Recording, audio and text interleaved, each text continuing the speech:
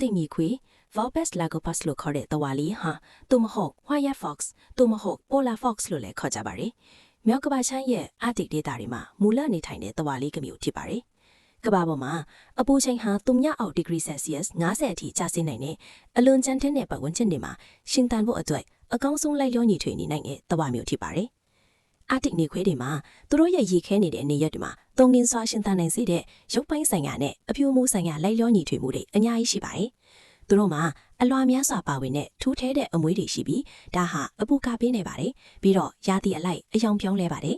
ဆောင်းရာသီမှာတော့နှင်းတွေနဲ့ရောသွားဖို့အဖြူရောင်ဖြစ်ပြီးနွေရာသီမှာတော့မြေပြင်တောင်တန်းတွန်ကြပုံစံနဲ့လူရှုနိုင်ဖို့အညိုရောင်ဒါမှမဟုတ်မီးခိုးရောင်ဖြစ်လာတာပါအာတိညီခွေလီဟာကျွန်တော်တို့လိုက်လောညီချွေနေနိုင်လို့ကြိုးစားအားထုတ်မှုပြီးတော့ယူရှိမှုမှာအလားတရားကိုရှာဖွေနိုင်ခြင်းရဲ့အရေးပါပုံတွေကိုသင်ပေးနေတာပါဒါဟာအေးဆုံးလူသူကင်းမဲ့ဆုံးနေတာတွေမှာတောင်အသက်ရှင်တန်မှုတွေဟာပေါက်ဖွားကြည့်ထွားပြီးအောင်မြင်နိုင်နေဆိုတာသက်သေပြနေတာပါပဲကြည့်ရှုအားပေးမှုအတွက်ကျေးဇူးတင်ပါတယ်နော်နောက်ထပ်တင်ဆက်မှုတွေအတွက်ဆက်လက်ဆောင်မြော်ကြည့်ရှုကြပါဦး